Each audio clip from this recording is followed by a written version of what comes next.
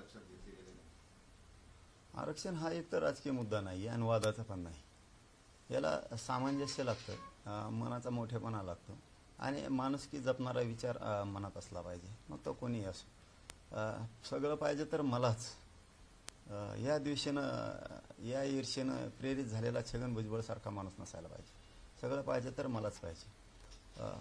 माणुसकी धर्मातून एक भावना जाणली पाहिजे, एक जाणून घेतलं पाहिजे की आरक्षण ही वादाचा विषय नाही आहे, राजकारणाचा विषय नाही. ती एक राज्य केंद्राची सुविधा आहे.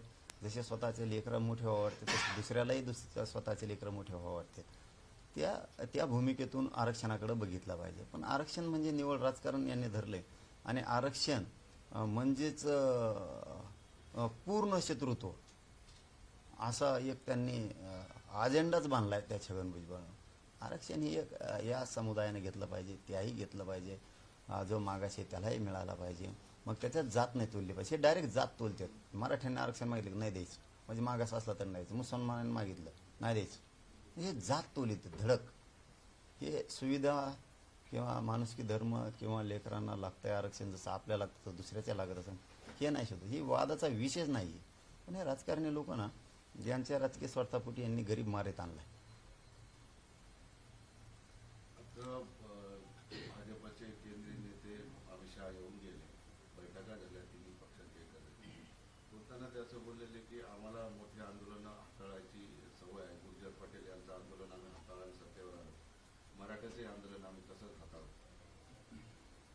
आणि ते फडणवीस बघून घेते म्हणून. बर, हे बघा, एकतर ते काय उद्देशाने बोललेत हे नाही मला, मी बघितलं नाही, काहीच बघितलं नाही. मी माझ्या शरीराच्या वेदना, माझ्या समाजाच्या वेदना मला माहिती आहे, त्यामुळे मी माझ्या याच्यातच होतं, मी बघितलं नाही. पण आता त्यांचा उद्देश नेमका काय, कोणत्या अर्थाचा आहे हा माहीत नाही मला. पण ते एवढं सोपं नाही. कोण म्हणले तुम्ही?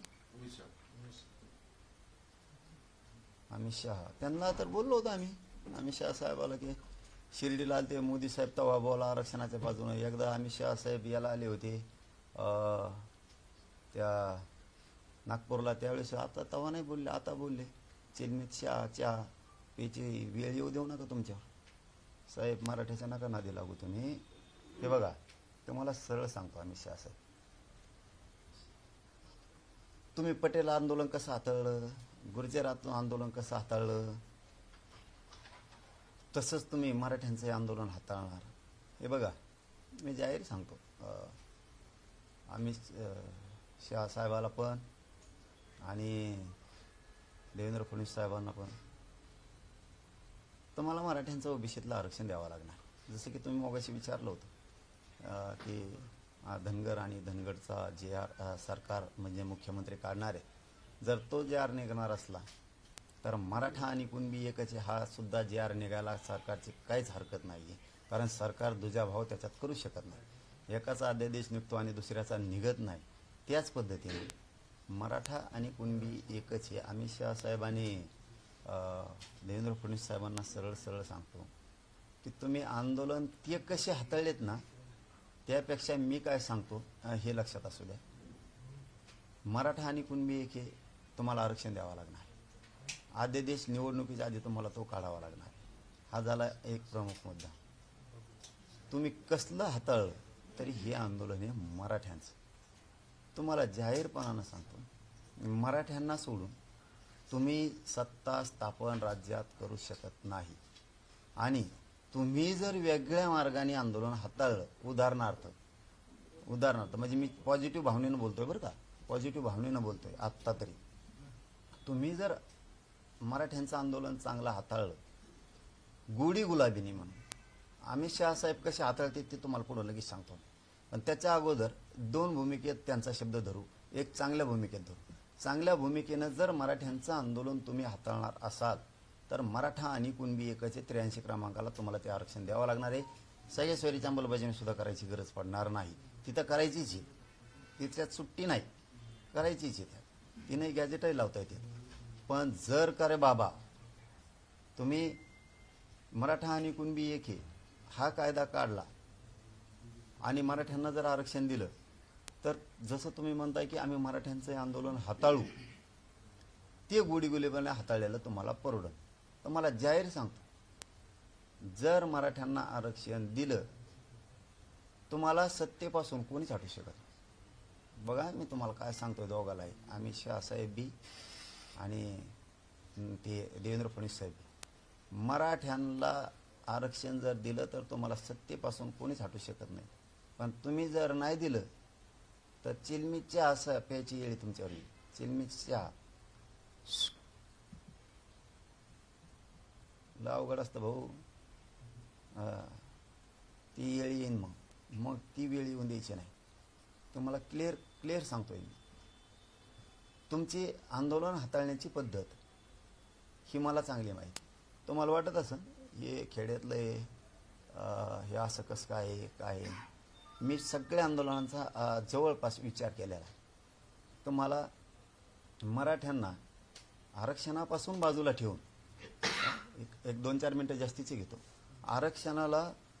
मराठ्यांचं आरक्षण तुम्ही बाजूला ठेवून मराठ्यांना या प्रक्रियेपासून बाजूला ठेवून तुम्हाला जर वाटत असलं आरक्षण न देता आम्ही आंदोलन हाताळू, तर अमित शहा साहेब तुमची आयुष्यातली घोडचूक असणार आहे. त्याचं कारणच सांगतो तुम्हाला. आता अगोदर तुम्हाला पॉझिटिव्ह भूमिका सांगितली. तुम्ही गुडीगुलेपणे हाताळावं मराठ्यांचं आंदोलन, मराठ्यांना आरक्षण द्यावं. तुम्हाला सत्तेपासून कोणीच रोखू शकत नाही. कोणीच रोखू शकत नाही आणि तुम्हाला कोणी सत्तेपासून हटवू शकत नाही. पण तुम्ही जर मराठ्याला बाजूला ठेवलं तर गणित नाही, तुम्हाला जे काय यंत्र आणायचे ते जरी आणले तरी तुम्ही संविधानाच्या पदावर बसू शकत नाही या महाराष्ट्र. हे क्लिअर केलं. आता तुम्हाला जर दुसऱ्या पद्धतीने हाताळायचं असलं, ही एक पद्धत झाली. तुमच्याकडे एक दुसरी आणखीन एक पद्धत आहे, ती मराठ्यांबाबत राबवू नका. तुम्ही आमचं नाव घेतलंय म्हणून, मी काय तुमचं कवा नाव घेतलेलं नाही, माझ्या समाजाने घेतलेलं नाही. तुम्ही तिकडं खड्ड्यात पडा, उताने पाताने पडा, तिकडं मारा, काही देणं घेणं नाही आम्हाला. आम्ही तुमचं नाव नाही घेतलं, पण तुम्ही माझ्या मराठ्याचं नाव घेतलं.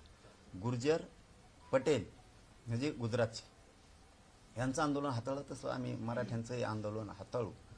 तुम्ही जर त्या पद्धतीने हाताळाल तुमच्या पद्धतीने, तुमची पद्धत म्हणजे काय, कष्ट लोकांनी करायचं आणि लोणी आपण खायचं. ही तुमची जी घाण सवय आहे ना पूर्वीची अमित शहा साहेब, ही तुमच्यासाठी घातक आहे. मला हे बोलायची गरज नव्हती, पण तुम्ही माझ्या मराठ्याला आरक्षणात ओढलं मध्ये आता, म्हणून मला हे बोलावं लागतं. नाविलाज माझा. कारण तुम्ही प्रत्येक वेळेस तुमच्या स्टाईलनं कामं केलेले हाताळलेले.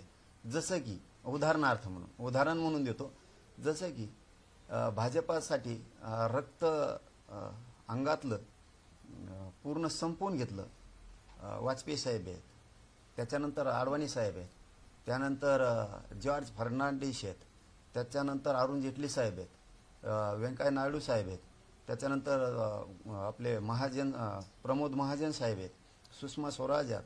असे जी एक टीम होती पूर्वीची, अशोक सिंगल, मला वाटतं प्रवीण तोगडिया, मुरली मनोहर जोशी, ही जे मोठमोठाले टीम होत्या. मला वाटतं रामजेठ मलानी सुद्धा बहुतेक त्या याच्यामधलेच आहेत. ह्या लोकांनी स्वतःचा ध्येय झिजवला. अमित शहा असं आहे ते तुमचं कुटुंब होतं म्हणून तुमचं साधलं. मराठ्यांचं आंदोलन तसं नाही हाताळायचं. ज्या माणसानं उभा देश पिंजून काढला त्यांना तुम्ही कोपऱ्यात बसले, त्यांचं नाव आहे लालकृष्ण अडवाणी. हो, तुम्ही कसं हाताळताय स्वतःच्या कुटुंबाला, तो एक परिवार आहे तुमचा. ते तुमचा अंतर्गत विषय, आम्हाला नाही देणं घेणं. पण तुम्ही पटेलांशी गुर्जराशी मराठ्यांचं आंदोलन जोडलं आणि तुम्ही त्या हाताळायच्या भूमिकेत निघाला. तुमच्या त्या पद्धतीने हाताळणार असाल तर ते होतं तुमचं कुटुंब त्यांनी सहन केलं. इथं महाराष्ट्र एक असा आहे की ज्यावेळेस दिल्लीवरती किंवा भाजपवरती संकट येईल त्यावेळेस दोन्ही हातावरती आपल्या जबाबदारी महाराष्ट्र घेतो आणि हिमालयासारखा उभा राहतो तुमच्या पाठीशी. त्या महाराष्ट्रातल्या मराठीशी जर तुमची इतकी वाईट नियत असेल आंदोलन हाताळण्याची त्या पद्धतीनं की तुम्ही तसं हातोळ म्हणजे हटू, म्हणजे ज्यांना कुणाला पंतप्रधान व्हायचं आहे त्यांना होऊ द्यायचं नाही, ज्यांना कुणाला पुढं जायचं त्याला जाऊ द्यायचं नाही. जो कोणी रेसमध्ये पंतप्रधानाच्या त्याला 2-3 दिवस ठेवायचं. उदाहरणार्थ मनोहर पर्रीकर हे ज्या वेळेस काम करायचे त्यावेळेस त्या रेसमध्ये आले की तुम्ही त्यांना बरोबर हाताळायचं. म्हणजे तुमची हाताळण्याची पद्धत सांगतो ती मराठ्यात वापरायची नाही. हो, तुम्ही मराठ्यात तिन्ही ताळात कोणी ठेवणार नाही. आम्ही तुम्हाला तिन्ही ताळात अमित शहा साहेब त्या भानगडी जर पडलात गोडी गुलाबीने आरक्षणाचा प्रश्न मार्गी काढा. प्रत्येक वेळेस तुमची ती स्टाईल आहे. ज्या पद्धतीत जसं की योगी आदित्यनाथ साहेब ज्यावेळेस त्या फ्रंटला येत आहेत की आता हे पंतप्रधानाच्या लेवल जाणार, तुम्ही हाताळलं रिव्हर्स टाकलाच म्हणून समजायचं. ही जी तुमची पद्धत आहे हाताळण्याची स्वस्वार्थासाठी, स्वतःचे लोक पायाखाली दाबवण्याची, ही इथं मराठीच्या आंदोलनात चालत नसते. कारण इथं मनोज जरांगे हे पठ्य आहे, हे लक्षात ठेवा तुम्ही.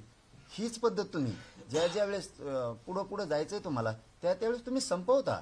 ज्या लोकांना उभं आयुष्य घातलं त्या लोकांना सुद्धा संपवायला तुम्ही, जसं की आपले शिवराज चौहान मामा, ज्या माणसानं मध्य प्रदेश स्वच्छ केला, एकदम चांगल्या पद्धतीत पुढं डेव्हलप केला, जो माणूस रेसमध्ये चालला तो माणूस तुम्ही कसा हाताळला हे आम्हाला सांगायची गरज नाही. सुषमा स्वराज यांना तुम्ही कसं हाताळलं हे आम्हाला सांगायची गरज नाहीये. ही तुमची हाताळण्याची पद्धत आम्हाला चांगली माहिती आहे. ज्यावेळेस नितीन गडकरी साहेब त्या स्टेजला जाणार आहे त्यावेळेस कसं हाताळायचं हे आम्हाला चांगलं माहिती. तुम्हाला तुमच्या स्वार्थासाठी तुम्ही ज्यानं तुम्हाला मोठं केलं त्याचं नाव न घेण्याऐवजी ज्यांनी तुमचा भाजप रूपी संसार मोठा केला, ज्यांनी योगदान दिलं त्याचं नाव तुमच्या तोंडातून चांगलं निघण्याऐवजी तुमचं दुसऱ्याचं निघतं की ज्यांनी तुम्हाला विरोध केलाय त्याला म्हणताय तुम्ही आम्ही त्यांच्या कणगुळीला धरून राजकारण शिकलोय. म्हणजे तुमची हाताळण्याची पद्धत दोघांची ही आम्हाला चांगली माहिती. तुम्ही माझ्या मराठीवर बोललात म्हणून मला तुमच्यावरती बोलायची वेळ आली. तुमची ही काम करण्याची पद्धत जी आहे ना हाताळण्याची, ही तुमच्यासाठी खूप घातक आहे. तुम्हाला दिसतंय ते बरं, अमित शहा साहेब तुम्हाला फक्त दिसतंय हम करो सो कायदा काहीतरी ते तुम्हाला वाटतंय, पण तुम्ही इतके येडी जनता या देशातली समजूच नका. तुम्ही जे माणसं आयुष्य त्यांनी घातलं, वसुंधरा राजे साहेब ज्यांनी आपल्या मनगटावरती सगळं भाजप पेलून धरलं होतं, ज्या काळात तिथं वाढत नव्हतं ती परिवर्तनाची लाट ज्या लोकांनी निर्माण केली, त्यांच्या जोडीला ज्योतिरादित्य शिंदे साहेब, हे लोक ज्या वेळेस त्या रेसला येतील त्यावेळेस तुम्ही कशा मागे फेकायचे, तुमच्या आंदोलन हाताळण्याची पद्धत काय, तुमच्याच लोकांचा घात तुम्ही कसा करायचा, आंदोलनाकडे येतो मी. तुम्ही आंदोलन तेही कशी हाताळले त्याच्याकडे पण येतो. आज येतोयच तुमच्याकडे मी आता. पण तुम्ही तुमचे सुद्धा कसे हाताळले. तुम्ही अनंतबेन पटेलांचं काय केलं, पटेलांचा वापर करून तुम्ही गुजरातमध्ये कोणत्या बेटावरती काय उभा केलं, दीव दमनच्या बेटावरती तुम्ही काय उभा केलं, नगर हवेलीच्या बेटावरती तुम्ही काय उभा केलं, सिलवाशाच्या बेटावर तुम्ही काय उभा केलं, आणि स्वतःचे लोक तुम्ही खड्ड्यात घालून तुम्ही वर येण्यासाठी तुम्ही कोणत्या थराला गेलेला आहेत ना, तर मला वाटत नसेल की इतक्या लांबपर्यंत काय करायला आहे. कारण माझ्या मराठीचं आंदोलन हाताळायच्या भानगडीत जर पडाल तर तुम्हाला सांगतो तुमचा राजकीय एन्काउंटर होणार. तुम्ही असे राजकीय एन्काउंटर इतके केले की भयानक केले. तुम्ही चांगले काय कमी केलं होतं प्रमोद महाजनांनी, कुठं कमी पडली होती ती, कुठं लालकृष्ण अडवाणी कमी पडली होती, कुठं मनोहर जोशी कमी पडली होती, मुरली मनोहर जोशी काय कमी पडले हे लोक, सुषमा स्वराजांनी काय कमी पडले, कोणते लोक तुम्ही पुढे आणले आणि लगेच मागं घातले. तुम्ही प्रत्येक जागेवर हीच सिस्टम केली. तुम्ही हरियाणा झारखंडला तेच केलं, तुम्ही गोव्यातही हेच केलं, तुम्ही कर्नाटकाला पण हीच सिस्टम राबवली, तुम्ही तामिळनाडूला हेच केलं. तुम्ही काम करताना तुमचे लोक फक्त एकदा वातावरण ढवळून निघूस तर वापर केला आणि नंतर तुमच्या सोयीनुसार तुम्ही तुमचा पक्ष आणि सत्ता हाताळली. तुमच्या सोयीनुसार हे तुम्ही सगळ्यात मोठं पातक केलेलं आहे. का प्रवीण तोगडे यांनी काम नाही केलं, पळून जायची वेळ आणली तुम्ही त्यांच्यावरती. अशोक शिंगालांनी काम नाही केलं, पळून जायची वेळ आणली. हिंदू राष्ट्र सेनेसारखे असे मोठमोठ्या विश्व हिंदू परिषद, बजरंग दल सारख्या लोकांनी तुमच्या पक्षासाठी तुमच्यासाठी काय नाही काम केलं. या लोकांनी जेलं नाही भोगली तरी तुम्ही असं हाताळलं की त्या लोकांवरती वाईट परिस्थिती. आज ही तुमची काम करण्याची सिस्टम आहे. तुम्ही जे तुम्हाला मोठे करतायत त्यांना तुम्ही संपवताय. अशा पद्धतीचं आंदोलन तुम्ही हाताळता, तुमचा पक्ष सुद्धा हाताळता. उगा आता ते मोहन भागवत साहेब खंबीर फुटाट निघालं म्हणून जमलं नाही. तुम्ही कोणाला सोडलेलं नाही, तुम्ही इतके पूर्वी ते वैद्य साहेब पण त्यांच्यामध्ये होते. तुम्ही सुदर्शन बहुतेक नाव आहे त्यांचं. हे लोकांनी जे काम केलेलं आहे, यांनी हे भाजप, हे राष्ट्र, इथला विचार, इथली प्रगती वाढावी म्हणून कामं केले. आणि तुम्ही सत्ता हस्तगत करायसाठी तुम्ही RSS सुद्धा सोडलं नाही. तुम्ही मोहन भागवत साहेब सुद्धा सोडलं नसतं. पण ते लय खंबीर निघालं खुटाड म्हणून तुमचं काही चाललं नाही. हे विचार आहेत का तुमचे हाताळण्याचे? गुर्जर आंदोलन असं हाताळलं, पटेल आंदोलन तसं हाताळलं, मग मराठ्यांचं हाताळणार, हे विचार आहेत तुमचे हाताळायचे? हे विचार आहेत? हे विचार आहेत भगतसिंगाचे? हे विचार आहेत राजगुरूंचे? हे भारत माता की जय कोणचे? हेगडेवारांचे हे विचार आहेत? लोकमान्य टिळकांचे हे विचार आहेत? कोणते छत्रपती शिवरायांचे विचार आहेत हे? उपाध्यायांचे हे विचार आहेत का ते? कोणते विचार चालवायला तुम्ही? कोणचं हिंदुत्व चालवलं तुम्ही? कळस बसायच्या अगोदर मूर्त्या बसवणार आहे तुम्ही, आणि तुम्ही मराठीत आंदोलन हाताळणार आता. कोणचा विचार चालवाला तुम्ही? सावरकरांचे हे विचार आहेत? देशातल्या जनतेचे विरोधी विचार आहेत का त्यांचे? मग ही देशातली जनता नाही का? पटेल, गुर्जर, मराठा हे आंदोलन तुम्ही असे हाताळणार आता, मुळीत काढायचे? कोणचं डोकं चालवताय तुम्ही? तुम्ही स्वतःला किती महान बुद्धिवादी समजताय? राजकीय एन्काउंटर करणं म्हणजे बुद्धी चालवणं नाहीये साहेब. दादागिरीच्या जोरावरती मी काही करल हे लय दिवस नाही चालत.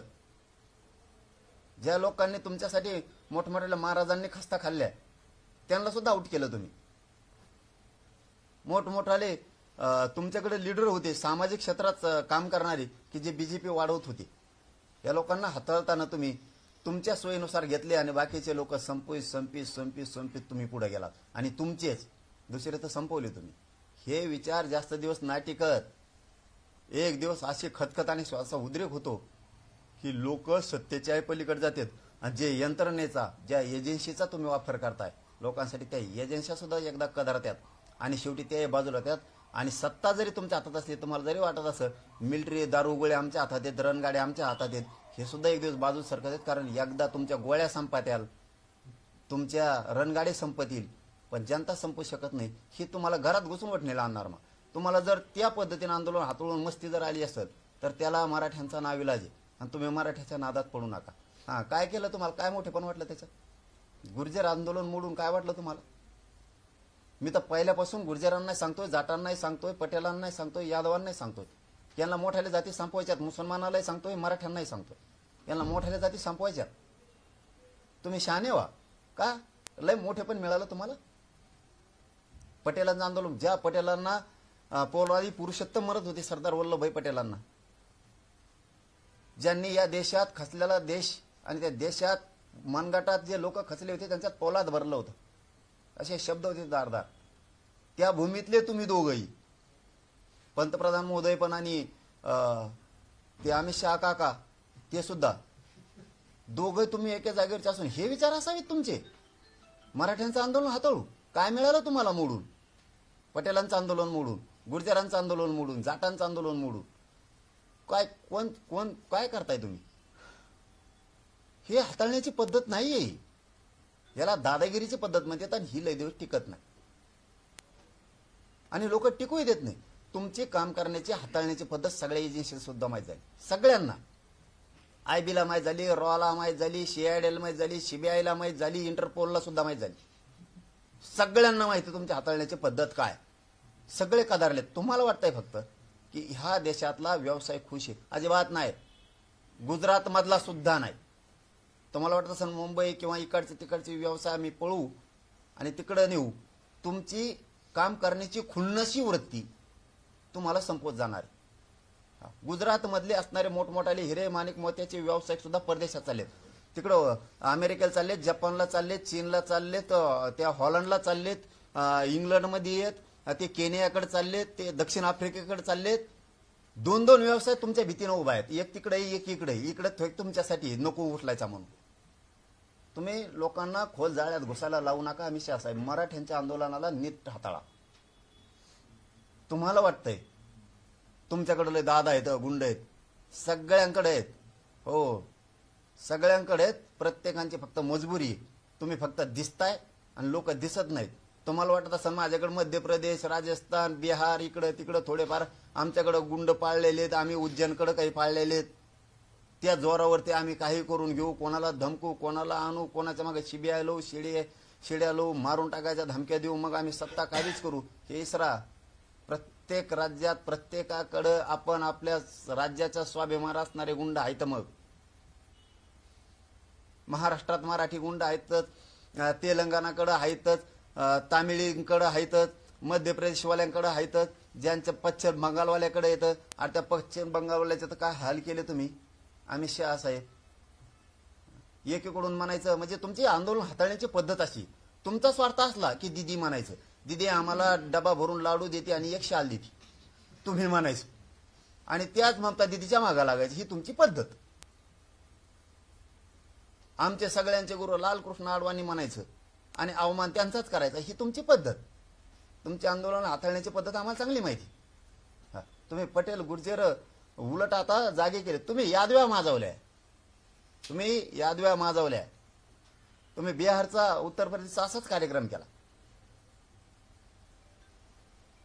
मुलायम सिंग यादव लालू प्रसाद यादवच्या अंगावर घाल, लालू प्रसाद यादव नितीश कुमारांच्या अंगावर घाल, चंद्रबाबू नायडू त्यांच्या अंगावरती घाल. जे नितीश कुमार पंतप्रधानाच्या लेवलमध्ये होते, तुम्ही काय काय काय चॉकलेट कुंकड दाखवता आणि तुमचा काही भरोसा नाही. तुम्ही त्यांचेही गेम लावले. तुम्हाला किती राजकीय ज्ञान आहे हे सगळ्याला माहिती. दादागिरीचं राजकीय ज्ञान आणि जनता परिवर्तनाच्या दिशेनं नेणं, हा भारत देश आपण काय म्हणू त्याला महागुरु बनवण्याकडे न्यायचं, आर्थिक सत्तेकडे न्यायचं, हे विचार वेगळे आणि दादागिरीनं नेण्याचे वेगळे. अहो तुमच्यावरती न्यायपालिका सुद्धा खुश नाहीये. काय म्हणतात सर न्यायाधीश तुमच्याबद्दल? कोणाला शिकवताय तुम्ही आंदोलन हाताळायचं? सर न्यायाधीशांच्या भूमिका तुमच्याबद्दलच्या काय आहेत? इतक्या भयान परिस्थित्या करून ठेवल्या तुम्ही. आर्थिक सगळी जडणघडण ज्या माणसानं बसवली त्या माणसाला सुद्धा तुम्ही नीट विचारत नाहीये. तुमचे काम करण्याची पद्धत म्हणजे फक्त खुर्ची आणि खुर्ची बस. नुसते कोणत्या महाराजांनी तुमच्यासाठी कामं केले नाहीत. कोणत्या रामदेव बाबांनी तुमच्यासाठी काम केलं नाही. त्यांचे भक्त तुम्हाला मतदानाला चालतो. तुम्हाला त्यांचे चालतो. नरेंद्र स्वामी चालतेत, स्वामी समर्थांचे चालतेत, तुम्हाला सगळ्यांचे सांगते, जे गुरुदेव चालतेत, तुम्हाला ते आसाराम बापूंचे भक्त मतदानाला चालतेत, ते राम रहिमांचे भक्त तुम्हाला मतदानाला चालतेत, सगळ्यांचे चालते तुम्हाला. आणखीन कोण कोण महाराज असतील त्यांचे चालतेत.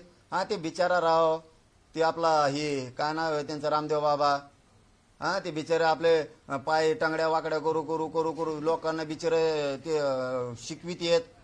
त्यांचं जगाच्या पाठीवर एक प्रोडक्ट निर्माण झालं होतं. प्रोडक्ट की त्याची तोडीस तोड कोणीच करू शकत नव्हतं. कोणीच. आहे ना तुमचा माणूस तो? का बरं बंदी घातली त्यांच्या विक्रीवर, आयात निर्यातीवर? रामदेव बाबांनी काय केलं तुमचं? ते बिचार मत होतं तूप खाओ, घी खाओ, बाजरी खाओ, गहू खाओ, ज्वारी खाओ, आजची दळून आणलेली खाओ, लिंबाच्या काड्या खाय कुठं, बबूल खाय कुठं, शेंगा खाय, याच्या शेंगा खाय, येड्या बाबळीच्या शेंगा खाय, काही लाकडान गोट्यान ही पाला खाय, तो पाला खा, ही साबणी खाओ, तो करू. बिचाऱ्यात चाललं होतं आपलं कसं व्हायना. घातली ना बंदी तुम्ही त्याच्यावर. काय वाईट केलं त्या माणसानं? हे तुमचे हाताळण्याची पद्धत. तुमचं ऐकलं की चांगलं, नाही ऐकलं की दिधारा लगेच. पुरी बंदी घातली. साबणीवर बंदी घातली. त्याचे बिस्कुट होते पतंजलीचे, सगळा फेस फाडून टाकला त्याचा. काही ठेवलं नाही तुम्ही. हे तुमचे आंदोलन हाताळण्याची पद्धत. तुम्ही स्वतःला जितकं समजताय ना तितकं सोपं नाहीये. तुमचे काम करण्याची सिस्टम फक्त तुम्हाला मिळूस तरच आहे. एकदा तुम्हाला मिळालं काय देणे घे नुसते फुटा, याच्यात उभी फूट, त्याच्यात उभी फूट. अरे मला त्या राजकारणाशी नाही देणं घेणं. मला तिकडे जोडू नका. मी सत्य आज एक माणूस म्हणून बोललोय. मी आज सत्य म्हणून माणूस म्हणून बोललोय. आणि हेही शब्द क्लिअर सांगतो तुम्हाला मी. त्या महाविकास आघाडीचं देणं घेणं नाही आम्हाला, त्या भाजपचं देणं घेणं नाही, काहीच देणं घेणं नाही. अहो अमित शहा साहेब, आता काँग्रेसाने काही दिलं नाही म्हणून तर लोकांना तुम्हाला निवडून दिले ना. ते काही फायदे करीत नाहीत म्हणून तर तुम्हाला निवडून आणले लोकांनी. आता तुम्ही असे आंदोलन हाताळणार का आमचे? मग दादागिरीनी ते काही देत नाहीत म्हणून तर लोकांनी तुमच्या डोक्यावर बोलायला टाकलाय ना. तुमच्याकडून अपेक्षा व्यक्त केल्यात ना. कशाला केल्यात? आणि किती दिवसाने बोलताय तुम्ही? 13 महिने आंदोलन झाल्यावर आणि निवडणुका जवळाला हाताळतो म्हणून. इतक्या दिवसानंतर किती दिवस? अहो तुमचे सगळ्यांना पद्धत माहिती आहे.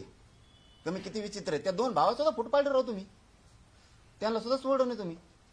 जिथं तुम्ही सत्य मान्य नाही करणार. आता तुमचे कुत्रे 4-5 जण उठतीनच. आता 4-5 कुत्रे माकडे मुकडे हे आता हे पतंजली बिस्किटावले हे आमके तमके 4-5 जण लिंबाच्या काड्या चगळीणारे हे बेसरामाच्या काड्या खाणारे हे उठतीनच. आता तुम्हाला खरं सांगितलं पटतच नाही. तुम्हाला पटणारच नाही ना. आम्ही तर तुम्हाला पहिल्यांदाच सांगितलं ना. त्या काँग्रेसने काही दिलं नाही म्हणून लोकांनी झपाटून पाडून टाकलं त्यांना. दारून पराभव केला त्यांना. तुम्हाला आणलं. तुम्ही असले निघाल. अरे इथं भाजपच नव्हतं. त्या बाळासाहेब ठाकरे साहेबाच्या सानिध्यातून त्या गोपीनाथ मुंडे साहेब असतील किंवा ते प्रमोद महाजन असतील आणखीन जॉर्ज फर्नांडिस यायचे त्यावेळेस अनेक त्यांचे ते बरेचसे लोक येऊन ते जोड्या करायचे. याला साक्षीदार आहेत ना. शिवसेनेचे जुने कट्टर शिवसैनिक शिंदे साहेबांपासूनचे हे सगळेच येतं. काय जेवढे असतील ते राणेसाहेब येतं. मला वाटतं त्यांचे जुने दत्ताजी साळवी साहेब येतं. बरेचसे सामंत साहेब येतं. त्याच्यानंतर मनोज जोशी सर येतं. हे भरपूर येते सगळे. मला वाटतं हे विजय वडंटीवार साहेब सुद्धा पूर्वी तेच होते वाटतं बहुतेक. हे सगळी तीच टीम आहे मोठी. अरे ते त्यांचं तर कुठं ना करून टाकलं तुम्ही. ते तुमची भूमिका काय पाहिजे अमित शहा साहेब? कसं हाताळायला पाहिजे? जाऊ दे पूर्वी आम्ही नव्हतो तुम्ही होतात. तुमच्या दोघा भावा ते राज ठाकरे आणि उद्धव ठाकरे. मी एक घराण्याबद्दल बोलतो. मला राजकारण तिकडे काढी लागून दे. तुमची कशी हाताळण्याची पद्धत आहे. एखादा म्हणतो त्या टायमाला उभा करू लागली होती. अरे जाऊन ते दोघं झगडे मत भांडव एकामेकासंग. तुम्ही गब्बस हो दोघं. त्यावेळेस चलती होती. तुम्ही समजून सांगायला पाहिजे दोघाला. त्या हे करायला पाहिजे. जुळून आलं की लगेच मध्ये चल बाजूला. मला तर वाटतं त्याची कोई निर्मिलच काढली. ते गप्पच बसलं. प्रचारात लागलं धडक लगेच. एक नाही दोन माणसं सुद्धा आली ना. अशी सरळ प्रचाराला लागलं. अरे अरे अरे काय तुम्ही लोक. हीच पद्धत नाही. उलट तुम्ही अमित शहा साहेबासारख्यांची अशी पद्धत पाहिजे. भांडण लागलं कोणात लागलं उदाहरणार्थ गिरीश महाजनमध्ये लागलं किंवा फडणवीस साहेबात लागलं. बंद करा ते मिळत दोन तोंडात दिन दोघायच्या. ही सिस्टम पाहिजे तुमच्या. लगेच पचका फास सोडून देते. झाले मोकळे. लगेच तो नंबर लागला त्याचा. अरे काय लोक तुम्ही आंदोलन हाताळता. त्या राज ठाकरे ते कोण उद्धव ठाकरे साहेब हे जे फाकलेत त्या राज साहेबाला त्यांना दोघाला एक कान फडत द्यायची. एक मोठे आहेत तुम्ही आज. पूर्वी त्यांच्या बापानं भाजप वाढवलं किंवा मोदी साहेबांना आसरा दिला. ती दंगल झाली त्या गोदर हत्याकांडाची. त्यावेळेस साथ दिली. या देशात तुमच्या बाजूने कोणी उभा राहत नव्हतं त्यावेळेस. तर म्हणायचं 2-2 थोबडे ठेवून दे. नीट राहिलं दोघं संगत चाला.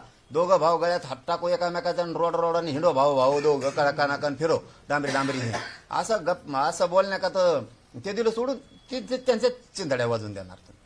ही सिस्टम चांगली नाही तुमची. ही सिस्टम चांगली नाही तुमची. आता काँग्रेस चांगला नाही म्हणून तो लोकांनी तुम्हाला आणले. तर तुम्ही असले निघायला लागलात आंदोलन हाताळायला. मराठीचे आंदोलन मोडायला निघालात तुम्ही. कोणाला ठेवलं तुम्ही? कोणाला नाही ठेवलं.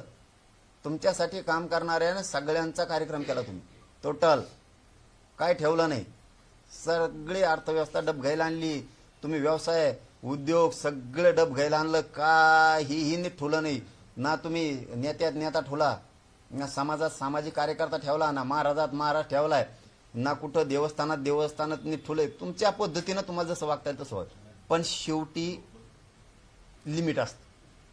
शेवटी खूप लिमिट असतं. शेवटी एकदा जर लोकांनी मनात घेतलं तर हे भयानक परिस्थिती होत असते. भयानक परिस्थिती होत असते. तुम्ही आम्ही बी कट्टर हिंदू आहेत. हो आम्ही बी या राष्ट्राचे सेवकाच आहेत पठ्ठे. कट्टर हिंदू आहेत आम्ही सुद्धा भक्तच आहेत. पण आम्ही आमच्यात हातळून वाटोळं नाही करीत तुमच्यासारखं. हो तुम्ही फक्त आम्हाला दाखवायचं. आम्ही म्हणजे आमचे आंदोलन मोड आहेत तुम्हाला. पटेलाचे गुर्जराचे जाटांचे मराठ्यांचे धनगरांचे आंदोलन आमचे मोडायचे तुम्हाला. आणि दुसरे जागवायचे. म्हणजे ज्यांनी आमची मुंबई ज्यांनी आमचा भारत देश परेशान केला त्या बांगलादेशनं त्या हरामखोरबाईला तिकडे ठोकलं. तिला सांभाळायला तुम्ही. इकडे आणून सांभाळणारे तुम्ही. आणि आंदोलन आमच्या हातळून मोडायचे. ज्याने आमचं काश्मीर ज्याने आमची सगळी मुंबई बेजार केली त्या शरीफाच्या पोरीच्या लग्नाला तुम्ही. वारे आंदोलन हाताळायला निघाले तुम्ही. ज्यांनी आमचा देश बरबाद करायला चालले. सगळ्या हे जे डोके तुमच्या पुढे बंद पडलेत. आणि तुम्ही आता आमच्या गरिबाचे आंदोलन हाताळणार, आम्हाला गरिबाला मोठं नाही होऊ देणार तुम्ही. कुठं चालली तुमची भूमिका अमित शहा साहेब? म्हणजे तुम्हाला मराठ्यांची कत्ली करायची,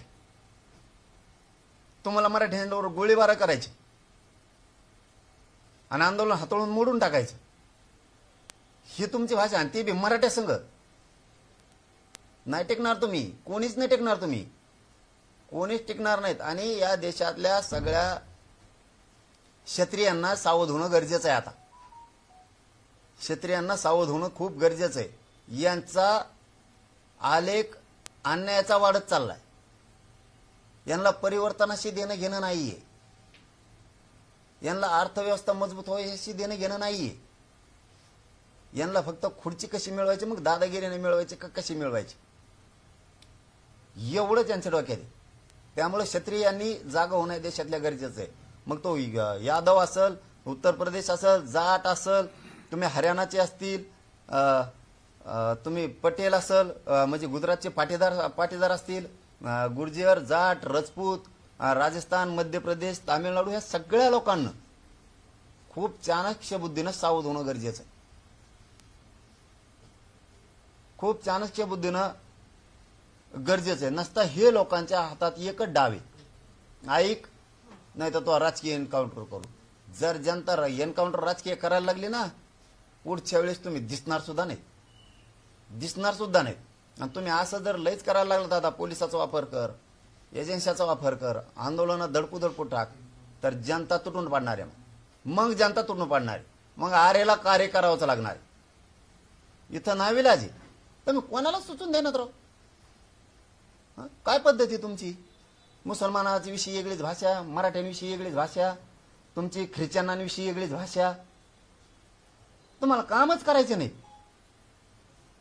तुमच्या दलित मुस्लिमांविषयी वेगळीच भाषा, 12 बलुतेदारांविषयी, ओबीसीविषयी वेगळीच भाषा. तुम्हाला लोकच जगू द्यायचे नाही. तुम्हाला तुमच्या भाजपात सुद्धा काढ्या लावल्यात तुम्ही. तुमचे संपवायला निघाला. सगळ्याला माहिती आहे नागपूरसाठी यावेळेस काय केलंय तुम्ही.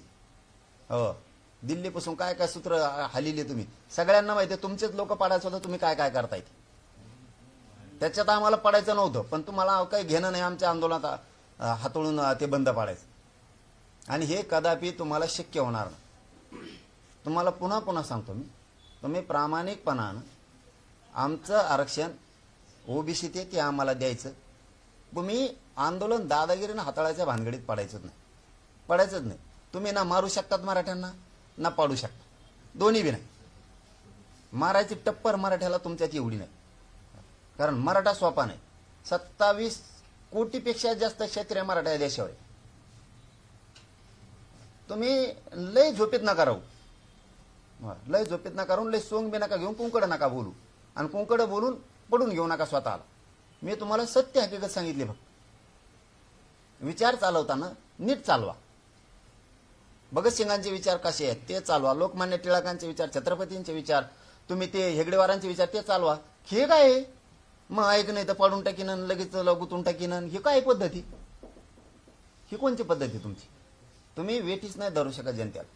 आणि तुम्ही मराठ्याच्या तर भानगडीतच पडू नका. तुम्हाला खरं तेवढं सांगतो, तुम्ही मराठ्याच्या भानगडीत पडूच नका. आरेला कार्य जर मराठा करायला लागला तर महाराष्ट्रापासून तिथपर्यंत कार्यक्रम करेल. कारण शेवटी तुम्हाला सांगतो, हा महाराष्ट्रच एक असा आहे की याने दोन्ही हातावरती जबाबदारी तुमच्या पाठीशी उभा राहण्यासाठी घेतलेली होती. ज्या वेळेस संकटात देश सापडेल त्यावेळेस महाराष्ट्र या दिल्लीश्वरांच्या पाठीशी खंबीरपणाने हिमालयासारखा उभा राहिलेला आहे. आज तो महाराष्ट्रातला मराठा किंवा ती जनता अडचणीत आली म्हणून तुम्ही तिला खिंडीत पकडू नका, ध्यानात राहू द्या. जर का मराठ्यांनी खिंडीत पकडलं ना, इतके बेकार हाल होतील तुमचे, इतके बेकार हाल होतील की ते सांगता सुद्धा तुमच्या नाकी नऊ येते. तुम्ही सगळ्यांपासून कार्यक्रम लावलेला आहे, तुम्ही सगळ्यांचे असेच हाताळले. तुम्ही जयललितांपासून तुम्ही जेवढे येत ते दुसरे रेड्डी, जगमोहन रेड्डी, तुम्ही हे जे कार्यक्रम लावले मुंबईचे, तुमच्यातले कधीच नव्हतं. तुम्ही आणखीन फरक करून बघा. हरियाणात तुम्हाला अर्धा कवाच नव्हतं. फक्त तुमच्या असल्या वागण्यामुळे अर्धा झालं. एक संघ होता. उत्तर प्रदेश एक संघ होता, अर्धा फक्त तुमच्या असल्या वागण्यामुळे झाला. गुजरात अर्धा अर्धा फक्त तुमच्या असल्या वागण्यामुळे व्हायला लागला. राजस्थान एक संघ होता, तुमच्या असल्या वागण्यामुळे अर्धा अर्धा व्हायला लागले. तुमचीच भाषा आम्ही तुम्हाला शिकवायलो, जसं का आम्ही तुमचे प्रवक्ते आहेत असं तुम्हाला सांगितलं. थोडक्यात समजूनच सांगितलं, विरोध नाही केला. आणि पुन्हा पुन्हा तेच सांगतो, त्या काँग्रेसने काही नाही दिलं म्हणून लोकांनी तुम्हाला आणलंय. आणि तुम्ही जर आता आंदोलन असे हाताळणार असलात, पटेल मराठे यादव राजपूत गुर्जर जाट जर विरोधात गेले ना, हे क्षत्रिय मराठे जर खवाळले ना, बिनबुडच झाला तुमचा खलास. पाटील तुम्ही त्यांच्या एक वक्तव्यावर परत काय बोलला, तुम्ही फार गांभीर्याने त्यांच्या वक्तव्याची दखल घेतली. तुम्हाला काय शंका येते, भीती वाटते, आंदोलन वेगळ्या पद्धतीने हाती टाकलं? मराठ्यांचं आंदोलन हाताळायची टप्पर त्यांच्यात नाही, हे मला चांगला माहिती. त्यांना फक्त दोनच सल्ले, मराठ्यांना ओबीसीतून आरक्षण द्यायचं, कानं निरळं टाकायचं नाही. तुम्हाला सत्तेपासून कोणीच खाली घेऊ शकत, पण मराठ्यांना डावलून, मराठ्यांना कारण निरळं टाकून तुम्ही जर आंदोलन हाताळताल तर त्यांना चांगलं माहिती. मराठे जाताना गुजरातूनच कटकपर्यंत गेली होती, पानिपतपर्यंत. मराठे काय करू शकतात ना, मग हे त्यांना चांगलं माहिती. आणि बेत फेत नाही मी नाही कोणालाच. माझ्याजवळ ऐका, मी हे मराठ्याचे खानदान ही अवलादच अशी, हे कोणालाच मुजीत नाही. गफे तर गफे, ही कोणालाच मुजीत नाही. जर तराला लागली ना, ही कोणालाच मुजीत नाही, मुजिणार सुद्धा नाही कवाच. कोणाला यायचे जे मग आम्हाला कार्य करावं लागणार आहे, मग त्याला नावेला होऊ दे काय व्हायचं. पाटील तुम्ही दसरा मेळावा घ्यायचं म्हणतायत आणि दसरा मेळाव्यासाठी तर बैठकी होतीये, तर तयारी कुठपर्यंत आलेली आहे? काय आदेश दिले समाजाला किंवा बांधवांना? नाही दसरा मेळावा होणार आहे का? नाही, मी दसरा मेळाव्याच्या बद्दलचं मी घेतणार आहे किंवा घेणार नाही असं काहीच नाही. कारण गड काय ठरवल ती महत्वाची भूमिका असते. कारण ती काय राजकीय नाही, ते सामाजिक. तिथं ना राजकीय कोणता निर्णय होणार आहे. जर ठरलं तर, जर नारायणगडावरती दसरा मेळावा करायचा ठरला तर तो परंपरेचा दसरा मेळावा असणार. जर ठरला तर परंपरेचाच, कुठल्या जातीचा नाही, राजकारणाचा नाही. तिथं सगळे भक्त येऊन दर्शन घेतात. आणि जर ठरलं तर मी त्या मेळाव्याला जाणार. आज बैठक आहे मला, मी त्या मेळाव्याला जाणार. भक्तांचे येणारे सगळ्यांचे, माता मावल्यांचे सगळ्यांचे आशीर्वाद मी तिथं जाऊन घेणार आहे, त्यांच्या पाया पडून. जर आज काय निर्णय होतो मला माहित नाही. जर हो ठरलं तर भयानक होणार आहे. दसरा मेळावा तो परंपरेत ताकदीनं लोक येणार आहेत, पण तिथं राजकीय निर्णय काही होणार नाही. ती राजकीय जागा नाही. तुम्ही संबोधित करणार का तिथून दसरा मेळाव्याला? आणि आपली ताकद दाखवण्याचा प्रयत्न करणार असं सुद्धा विरोधक त्यावर टीका करणार. नाही, विरोधकाला कामच काय दुसरं, कशावर टीका करते ते. आता अमित शहा साहेबाला आम्ही काहीच बोललो नव्हतो तरी ती टीका करते. हाताळीन म्हणतात आंदोलन मराठ्याचं. तसं त्यांना कामच काय, तिथं ताकद नाही. ताकद दाखवायची बघू आता पुढं 24ला पाडायचे कौबा करायचे, ती ताकद दाखवू. जर अमित शहा साहेबांनी आता चांगलं हाताळलं आरक्षण देऊन तर चांगले दिवस, वाईट हाताळलं तर त्यांच्यासाठी वाईट दिवस. आयोगाचं पथक मुंबईमध्ये दाखल झालेलं आहे. निवडणुकीची तुम्ही नेमकी निवडणुकीची कशी तयारी करतायत, किती जागा लढणार, आचारसंहिता लागू शकते? पण ते आता त्यांचं तारखा ठरल्याशिवाय आम्ही निर्णय घेणारच नाही. काय करायचं, पाडायचेत का उभा करायचं, तारखा जाहीर नाहीत. त्यामुळं आम्ही काहीच बोलणार नाहीत त्यावरती. त्यांच्या तारखा तर हो द्या एकदा, त्यांचे गणित जर नाही बिघडले तिथून पुढं. आता अमित शहा साहेबांनी पुन्हा दुसरं ढवळून ठेवलंय आता ही खेळ, की मी आंदोलन हाताळणार, असं करणार तसं करणार. बघू मग तुम्ही कशी हाताळतात ती. निवडणुकीत एवढं सोपं नाही साहेब. इथं 50-55% मराठा समाज आहे. यांना डावलून, यांच्यावर अन्याय करून, बिना मराठा आरक्षणाचा निर्णय घेता निवडणुका झाल्या की यांचा कार्यक्रम संप. आरक्षण द्यावं लागणार, त्याच्याशिवाय पुढं एवढं सोपं नाही. मग आमचं त्यांनी नाही दिलं आरक्षण, आम्ही संधी दिलेली कुणाला, देवेंद्र फडणवीस साहेबाला. एक शब्द बोललो मी आज त्यांना, आज बी एक शब्द सुद्धा बोललो नाही. मी कंप्लीट 20 दिवस झालेत फडणवीस साहेबांना सांगितलं होतं मी उपोषण करतोय, म्हणजे मीडियाच्या माध्यमातून मी उपोषण करतोय, मला राजकारणात जायचं नाही, माझ्या समाजाला जायचं नाही. तुम्ही म्हणता राजकीय भाषा बोलतो, एक शब्द बोलणार नाही. बोललो का फडणवीस साहेबाला एक शब्द राजकीय बोललो का काही? एक शब्द सुद्धा नाही. आत्ता बोललो ते अमित शहा बोलले म्हणून त्यांना बोललो. शहा साहेबांसाठी होतं ते, परंतु मी फडणवीस साहेबांसाठी बोललेलो नाही. त्यांना आणखी संधी, आमचं आरक्षण आम्हाला देऊन टाकावं, तुम्हाला संधी दिलेली आहे. जो फायदा करतो, फायदा करणारा समाजाला दिसतो.